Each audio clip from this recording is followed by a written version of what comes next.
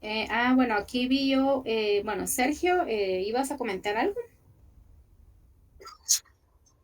Va, ok. Solo quería leerles aquí esta parte que puso Valencia, que dice que realizó una pregunta en clase si el comité ad hoc sí podía suscribir pacto colectivo, el cual solo puede suscribirse sindicatos, así que hay que tener cuidado con eso también, ¿verdad? Entonces, ahí él preguntó que si el comité ad hoc podía suscribir pacto colectivo, pero los pactos colectivos solo lo pueden suscribir los sindicatos, ¿verdad? Entonces también eso podría ser una pregunta de examen. Aquí estamos tratando de buscar conocimiento y más o menos que puede venir en el examen. Entonces, en cuanto al tema de la tesis, ahí habla de la visión determinada del concepto solidarismo. O sea, esa es la tesis o esa es la postura del concepto solidarismo. La conveniencia armoniosa que debe prevalecer. Los intereses de obreros y patronos son comunes. Tesis que promueve producir más para que al repartir la plusvalía sea mayor. También el aprovechamiento económico recíproco. El aprovechamiento solo es posible mediante una relación armoniosa. Y también es el solidarismo y no el sindicato que puede impulsar la filosofía solidarista. Afirma la unidad, la cohesión, la armonía y no la diferencia, el conflicto y la lucha. El solidarismo, como la escuela social de Juan Pablo XXIII, como la aplicación de los principios cristianos, ¿verdad? Eh, Propuso ciertas promesas y ofrecimientos. Primero, mejorar la empresa que implica mejoras del trabajador, intereses que resuelven por la vía pacífica, estabilidad laboral, crecimiento a fondo económico, administrado por junta directiva previa inscripción. Y parte de estas características del solidarismo, que es un ingreso libre, voluntario, no es un sindicato, o sea, hacen como esa énfasis, ¿va? Estamos viendo las mejoras de los trabajadores, pero no somos sindicato, ¿va? E incluye a todos los trabajadores, no pueden negociar pactos, y ahí es donde está también que tanto el solidarismo, los comités ad hoc no pueden negociar pactos, ¿verdad? No pueden negociar pactos colectivos de trabajo. Los trabajadores de confianza sí pueden integrar, ¿verdad? Socios eligen a la junta directiva y es diferente al sindicato, ¿verdad? Entonces acá en el solidarismo, en esa modalidad, digámosle, sí pueden haber personas que están dentro de los puestos de confianza, porque ahí lo único que busca el solidarismo es ver un ganar-ganar, que todo bien con el patrón y todo bien con los trabajadores, ¿verdad? Pero hacen esa como énfasis, ¿no? Pero no somos sindicatos, o sea, sí mediamos, pero no somos sindicato. Y dentro de la crítica es en esta misma empresa mercantil una cooperativa y una organización laboral, muy poca oportunidad de compra de acciones, o sea, desde ahora y para siempre, siempre vas a ser empleado, o sea, no hay posibilidad de que te vuelvas parte accionista o parte de puestos de confianza dentro de la organización. Y pues ahí siempre volvió a recalcar la lectura del convenio 87 de la OIT. También formas de normación colectiva, ¿verdad? Entonces, miren, tenemos que hacer como la división entre que existen eh, sindicatos, digamos, existen coaliciones, eso fue lo del primer parcial. Ahorita estamos viendo que existen sindicatos, pero también existen asociaciones solidaristas, o sea, esa ideología solidarista. Ahora, dentro de los sindicatos hay varias formas de que pueden ellos mediar ante el patrón y cómo lo pueden hacer a través del contrato colectivo de condiciones de trabajo. Y eso está regulado en el artículo 38 del Código de Trabajo. Es el que se celebra entre uno o varios sindicatos de trabajadores. Por eso es que ahí dice que solo los sindicatos, ¿verdad?, de trabajadores y uno o varios patronos pueden hacer contratos colectivos de trabajo. Las coaliciones no pueden hacer contrato colectivo de trabajo. Las asociaciones solidaristas no pueden hacer contratos colectivos de condiciones de trabajo, ni los comités ad hoc, ¿verdad? Entonces, eso sí tenemos que tenerlo claro, que solo entre VAR, dice aquí, es el que se celebra el contrato colectivo de condiciones de trabajo, es el que se celebra entre uno o varios sindicatos de trabajadores y uno o varios patronos a uno o varios sindicatos de patronos, ¿verdad? Y la forma de celebración está regulada en el artículo 39, que debe celebrarse por escrito en 3 ejemplares, ¿verdad? Entonces, este contrato colectivo de condiciones de trabajo sí o sí se tiene que hacer escrito, no se puede hacer verbal, ¿verdad? Porque ni modo, si en un contrato colectivo de condiciones de trabajo ahí le dice, mire, ahora vamos a trabajar de 8 a 5, vamos a ganar el salario mínimo, o sea, tiene que quedar por escrito porque las palabras se las lleva el viento. Entonces, por eso esos contratos colectivos de condiciones de trabajo sí o sí se tienen que hacer por escrito y se tienen que hacer 3 ejemplares. Uno que le queda al patrono, otro a los trabajadores y otro que se manda al Ministerio de Trabajo y Previsión Social para que ellos tengan ahí la copia de que hicieron un contrato colectivo de condiciones de trabajo. También la acreditación de la personería del sindicato, ¿verdad? O sea, tienen que tener esa legalidad, ¿verdad? A diferencia de una ideología solidarista o una asociación solidarista, ellos no tienen personería jurídica, ¿verdad? Entonces, solo los sindicatos tienen esa acreditación formal y está regulada en el artículo 41 del Código de Trabajo. Los representantes del sindicatos deben justificar su personería para celebrar el contrato colectivo. O sea, decir, bueno, vamos a celebrar un contrato colectivo de trabajo, de condiciones de trabajo. Aquí está mi personería jurídica. O sea, como que dice, aquí tengo yo mi respaldo legal de que nosotros sí somos un sindicato formal, ¿verdad?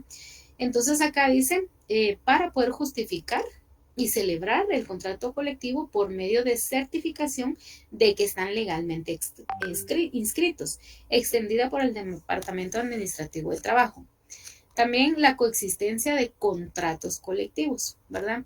Si dentro de la misma empresa hay varios sindicatos de trabajadores o trabajadores pertenecientes a varios sindicatos, pueden coexistir sus respectivos contratos colectivos, pero las condiciones de un contrato colectivo que entrañe mayores ventajas para sus trabajadores que las establecidas por otro contrato colectivo para ser un sector o grupo distinto de trabajadores debe aplicarse a estos últimos. Existen empresas, por decirles algo, yo no sé si esto es cierto, pero imaginemos que la Coca-Cola tiene la flota de repartidores, ¿verdad? Que van y reparten en todas las tiendas las gaseosas. Pero también tienen su personal de planta, las de oficina, el administrativo. Entonces existe un sindicato en donde están todas las personas que tienen alguna profesión, secretarias, peritos, que tienen dentro, y otro sindicato que vela por todos esos repartidores de las flotillas que van a repartir las gaseosas. Entonces, cuando existen dos sindicatos dentro de una misma organización, porque pues puede ser un sindicato de forma horizontal o uno vertical, entonces que existieran dos tipos de sindicatos en estas empresas, cuando hacen contratos colectivos, ¿verdad? Tienen que regir esas ventajas para ambos, ¿verdad? O sea, buscar esas mejoras para ambos sindicatos, ¿verdad? Y se aplica el más reciente, el que mejor haya conseguido ciertas ventajas para sus trabajadores. También está la inafectabilidad del contrato colectivo por separación del patrono o disolución del sindicato. Y esto más que todo consiste es que si en alguna razón el patrono se da la quiebra, pues ya no hay ni cómo reclamar ni pedirle nada.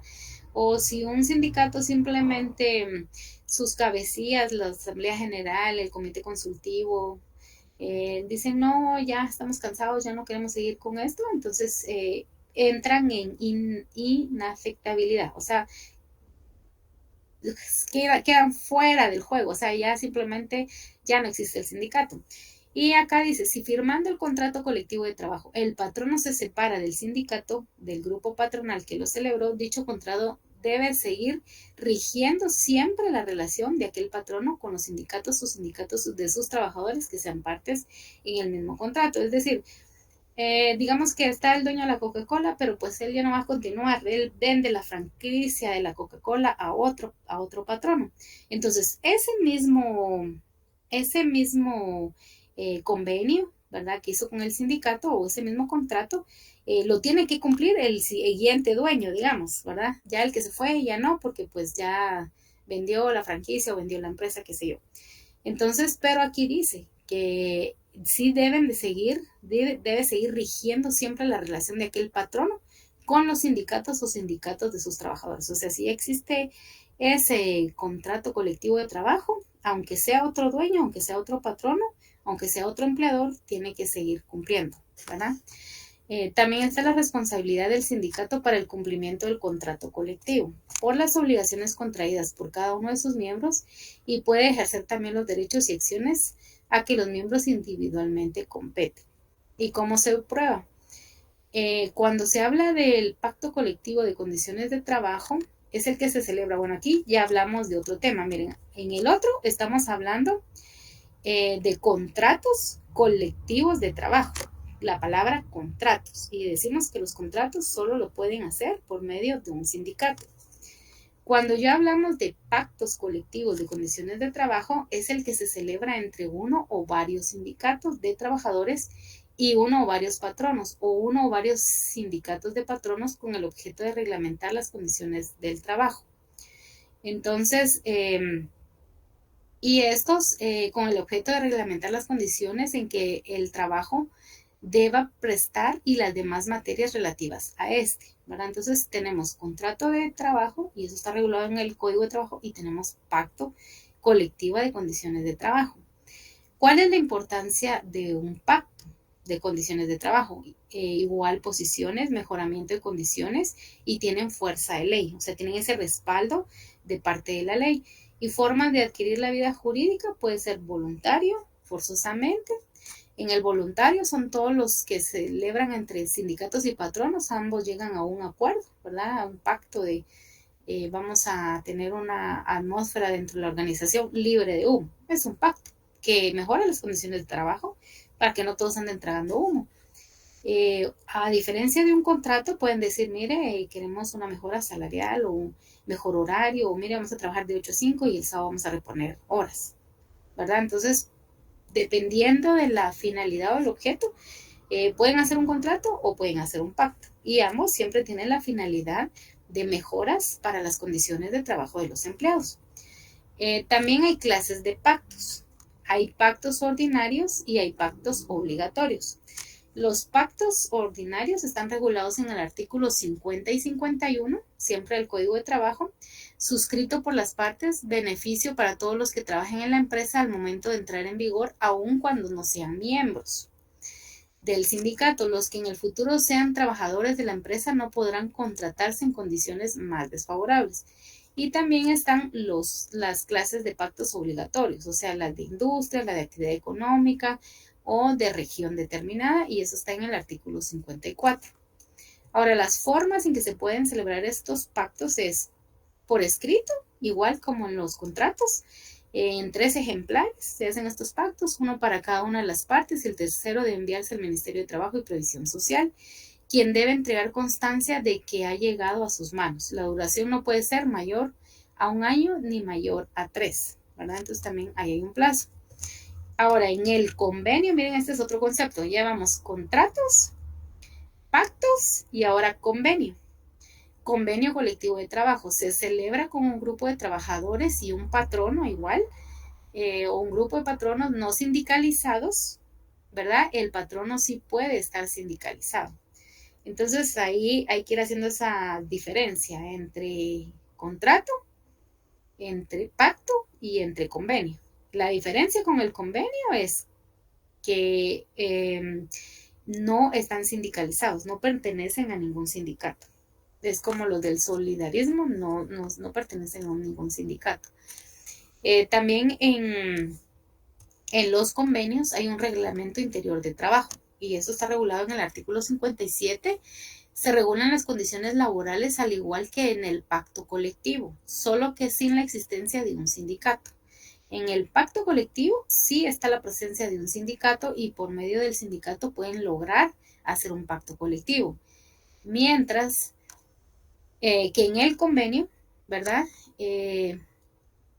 Sí regulan las condiciones laborales, al igual que en el pacto colectivo, solo que sin la existencia de un sindicato. Entonces, si yo, por ejemplo, existe un sindicato en mi empresa, entonces yo quiero alguna mejora, puedo hacer un pacto de condiciones de trabajo.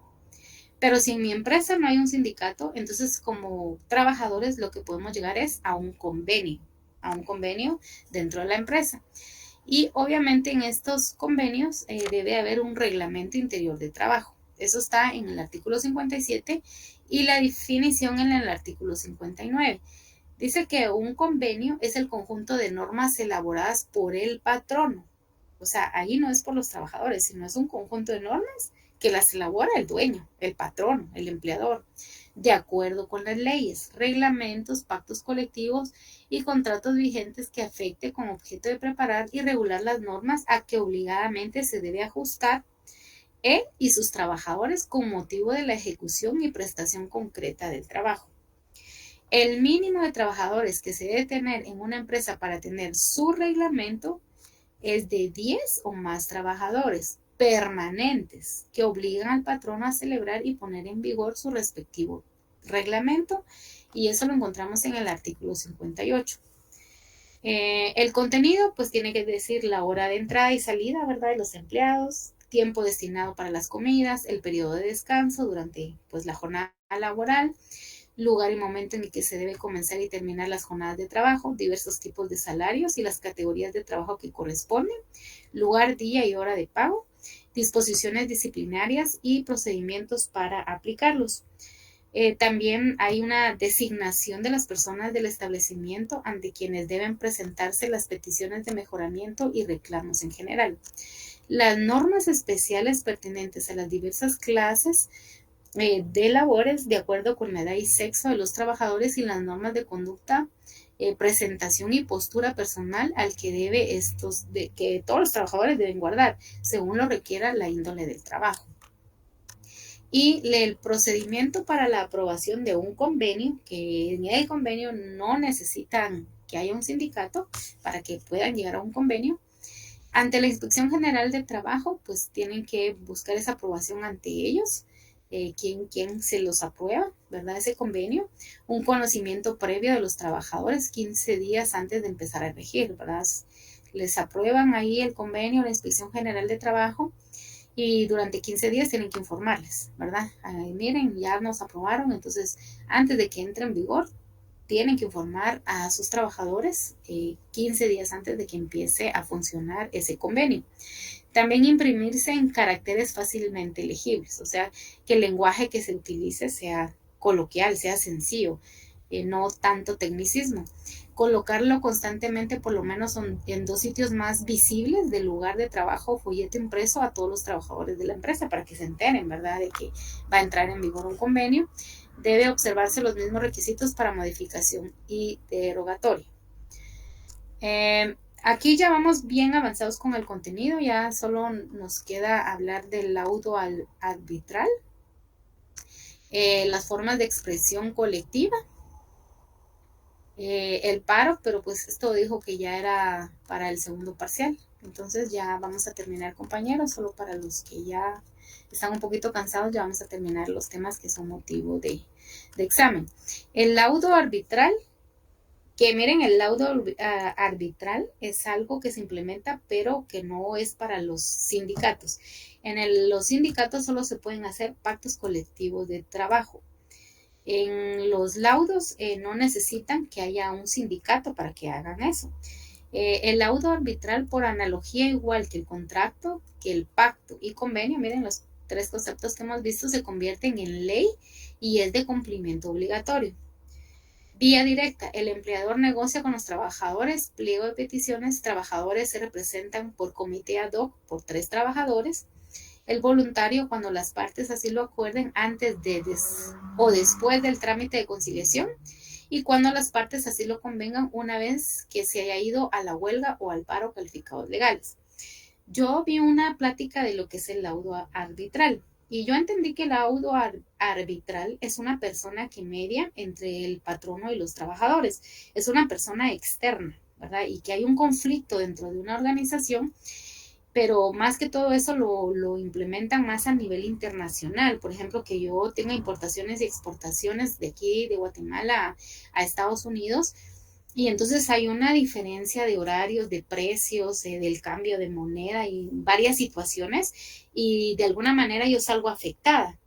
Entonces, cuando hay algún conflicto, ¿verdad? Y que mis trabajadores también salen afectados, entonces se contrata un laudo arbitral. Es como un árbitro, es como una persona, un tercero, que sí maneja el idioma español, que sí maneja el idioma inglés, que sí sabe de estos trámites de importaciones y exportaciones y él es el que media entre ellos y nosotros, ¿verdad? Ese es el laudo arbitral, esa tercera persona que nos apoya en las diferentes situaciones. Y ya, digamos, con ese concepto, entonces por eso es que no se necesita un sindicato, porque solo es por mientras se media el conflicto, mientras se resuelve.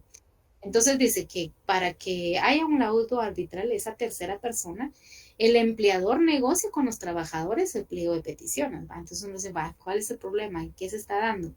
¿Verdad? Y los trabajadores se representan por un comité ad hoc. Por eso es que los comités ad hoc solo son como mientras haya conflicto, ya se resuelve el conflicto, ya no hay necesidad de tener un comité ad hoc. Entonces, los trabajadores les decían, sí, es que mire, allá el patrono de Estados Unidos, nosotros hacemos ventas, pero no nos pagan las comisiones como son y según nuestras cuentas. Entonces, ese comité ad hoc está formado por 3 trabajadores. Y dicen, cuando las partes así lo acuerdan antes o después del trámite de conciliación, porque lo que busca el laudo arbitral es esa conciliación, llegar a acuerdos. Y cuando las partes así convengan una vez que hayan ido a la huelga o al paro calificados, puede ser que digamos que ellos por mucho tiempo estuvieron diciendo, miren, nos pagan comisiones y o nos las pagan menos a lo que nos lo habían prometido. Entonces vienen los trabajadores y dicen, bueno, hoy entramos en paro, hoy entramos en huelga, hoy no vamos a trabajar porque pues tienen su derecho. Entonces mejor contratan a un laudo arbitral para que medie, ¿verdad? Y pues que lleguen a acuerdos para que no salgan perjudicados ni la empresa ni los trabajadores. Y dice que ese laudo arbitral es obligatorio en los casos que no ves calificados como legales, como la huelga del paro transcurra el término correspondiente sin que se haya realizado, ¿verdad? Cuando entran en huelga ni siquiera se han quejado, ni siquiera han expuesto al Ministerio de Trabajo, ni ante el patrono, simplemente ya ellos están ahí molestos y hacen el paro, ¿verdad? Entonces, la resolución de impedimentos, según el artículo 401, una vez resueltos los impedimentos que hubiesen presentado el Tribunal de Arbitraje, se declara competente y dictará sentencia dentro de 15 días posteriores, donde oirán a los delegados de las partes separadamente o en comparecencias conjuntas. Y en el 404 dice, en caso de apelación presentada dentro de los 3 días siguientes de notificado el fallo de las partes, se elevará los autos a las salas de apelaciones de trabajo y previsión social, ¿verdad? Entonces, se contratan a esos laudos para que medien y pues para que ellos digan cómo van a resolver el conflicto. Obviamente esos laudos tienen que tener experiencia, tienen que tener conocimiento y tienen que tener esas acreditaciones para poder ser laudos arbitrales. No es que yo diga, buenas, quiero venir a mediar el problema entre esta empresa y los trabajadores. No, tiene que ser gente especialista en los temas, ¿verdad? Ya sea en importaciones o exportaciones, de gaseosas, de productos, de telas, o sea, tienen que ser gente muy experta en esos temas. Por eso es que se contrata a esos laudos. Y por eso es que la sentencia arbitral es obligatoria, o sea, porque como es gente especialista, gente docta en esos temas, entonces por eso los contratan para que ellos digan, bueno, esta es la mejor solución en base a mi conocimiento, en base a mi experiencia, en base a mis acreditaciones, vamos a resolver esta situación o este conflicto de la siguiente manera, ¿verdad? Entonces dice que es obligatorio para las partes por el plazo que ella determine, el cual no sea inferior a un año, ¿verdad? Entonces dice, bueno, a partir de ahora, así es como se van a pagar las comisiones, cada cuánto, y entonces él dicta ese laudo arbitral a través de su sentencia el tiempo y que dice que no sea inferior a un año, ¿verdad? Entonces también tiene plazo para realizar ese arbitraje. Quien se niegue a cumplir o incumpla los términos de un fallo arbitral será sancionado con multa. Eso lo dice en el 406. En el 407 dice, mientras no haya incumplimiento del fallo arbitral, uno puede plantearse en conflictos colectivos sobre materias que dieron origen al juicio. O sea, uno puede seguir diciendo un pliego de peticiones, mire, y esto pasó, hasta que ya un laudo interviene, un laudo arbitral, y él dice, bueno, así es como se va a resolver. Da el fallo que está en el 408, que se enviará una copia autorizada a la Inspección General de Trabajo, ¿verdad? Y de ahí, pues, esto que ya no es tema de examen, pero solo vamos a darle una leída por si viniera alguna pregunta de esa. Formas de expresión colectiva. O sea, cuando la gente está inconforme por alguna situación, entra en huelga o hace un paro, ¿verdad? Que parecieran términos muy similares, pero son conceptos un poco distintos.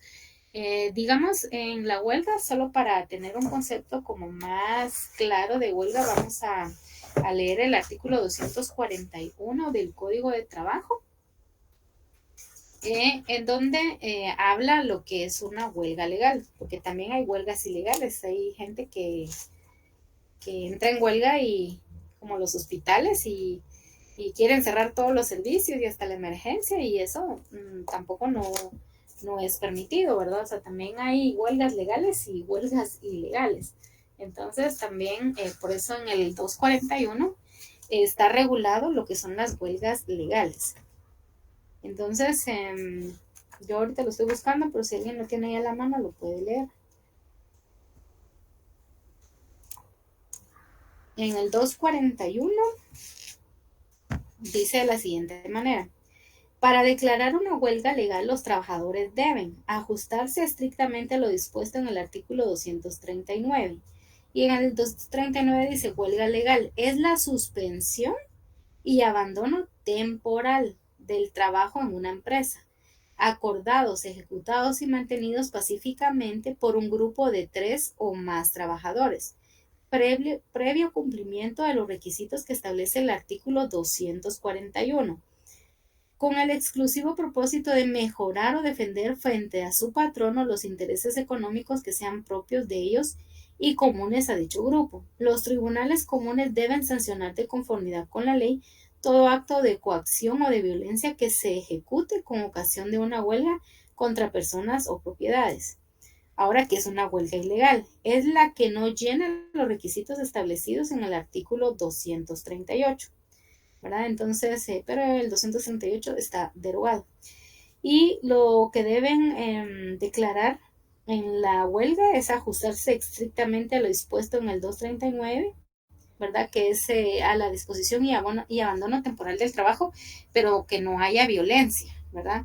Si hay violencia, pues ya eso ya se vuelve ilegal.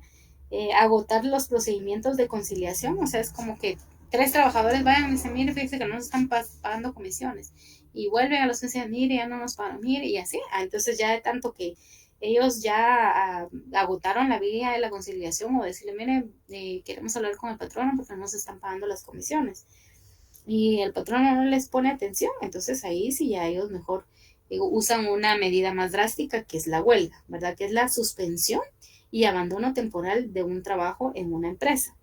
Y también constituir la mitad más uno del total de los trabajadores que laboran en la respectiva empresa, empresas o centros de producción, y que han iniciado su relación laboral con antelación al momento de plantearse el conflicto colectivo de carácter económico-social, para que este recuento no deba incluirse los trabajadores de confianza y los representantes del patrón. ¿Verdad? Entonces, constituir la mitad más uno del total de los trabajadores. Si en una empresa hay 20, entonces se deben de constituir por 11, ¿verdad? La mitad más uno. Regresando a lo que dice acá esta información, es lo que ya leímos en el 239, ajustarse estrictamente a lo expuesto en el artículo 239. Agotar los procedimientos de conciliación, que es lo que dice el 239, constituir la mitad más uno del total de los trabajadores que laboren en la respectiva empresa y no incluye trabajadores de confianza. Y al igual que los sindicatos, ¿verdad? O sea, en los sindicatos y a la hora de hacer huelgas no pueden estar incluidos estas personas de confianza. La huelga ilegal, que también ya la leímos, que está regulada en el 239, y pues prácticamente la huelga se vuelve ilegal cuando hay violencia, ¿verdad? Cuando hay actos delictivos y que no concilian por la vía de la paz. La huelga ilegítima o de hecho, que está en el artículo 244, es: el patrono no puede dar por concluidos sin responsabilidad de su parte los contratos de trabajo de los laborantes que holgaren, ¿verdad? O sea, un patrono tampoco no puede despedir, ¿verdad? Solo porque 3 personas entraron en huelga o 10 personas de sus trabajadores entraron en huelga. También está la huelga justa, que está en el artículo 242. Es cuando los hechos que lo motivan son imputables al patrono por incumplimiento de los contratos individuales y colectivos de trabajo, o del pacto colectivo de condiciones de trabajo o por la negatividad injusta de celebrar este último.